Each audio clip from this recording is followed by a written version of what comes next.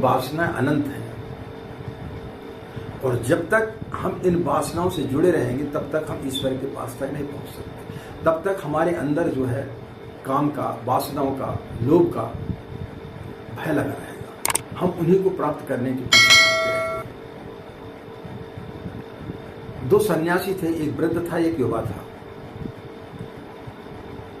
किसी अन्य गांव की तरफ जा रहे थे। जाते जाते शाम होने लगी तो उस वृद्ध सन्यासी ने बोला कि जंगल में कोई भय तो नहीं है। उस युवा सन्यासी को बड़ा आश्चर्य हुआ कि अभी तक तो कभी ऐसी बात गुरुजी ने कभी बोली नहीं, आज अचानक इनके मुंह से भय शब्द कैसे निकल रहा है। कई बार इस जंगल से निकले हैं, कई बार यहाँ पर विश्राम किया रात्रि, लेकिन भय नाम की कभी कोई चीज तो हुई नहीं। लेकिन आज क्या बात है। सांझ होने को थी।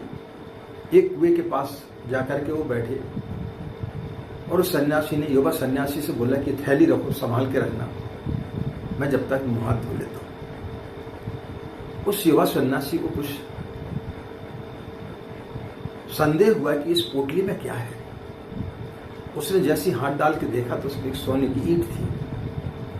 तब उसको समझ में आया कि इनको भय किस चीज का लग रहा है। उन्होंने उस ईंट को लेकर के फेंक दिया और उसी के वजन का एक पत्थर उस पर डाल दिया। वो वृद्ध सन्यासी हाथ मुंह धो करके आया। युवा सन्यासी ने हाथ मुंह धोया, पानी पिया और फिर यात्रा को निकल पड़े। रास्ते में बार बार वो अपने झोले में हाथ डालते और उसको देखते कि है कि नहीं। आगे चल करके वो बार बार पूछते कि कहीं कोई भय तो नहीं है। तो उस युवा सन्यासी ने बोला कि आपका जो भय था वो तो मैं बहुत दूर पीछे छोड़ के आ गया हूं, उसको बहुत दूर फेंक दिया हूं। वृद्ध सन्यासी हड़बड़ाया, उसने उसमें हाथ डाल करके देखा तो पत्थर। उसने बोला अब कोई भय की बात नहीं है, अब अपन यही विश्राम करेंगे। और उन्होंने वही विश्राम किया। मित्रों, जब तक हम इन सब चीजों के पीछे भागते रहते हैं तब तक हमारे अंदर कई प्रकार के भय रहते हैं।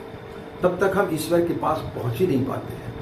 ईश्वर के पास पहुंचने के लिए हमें इन सब चीजों से मुक्त होना पड़ेगा। और जिस दिन आप अपनी वासनाओं से मुक्त हो जाएंगे तब आप अंतर जगत में प्रवेश करेंगे और ईश्वर की सारी चीजों को आप प्राप्त कर सकेंगे।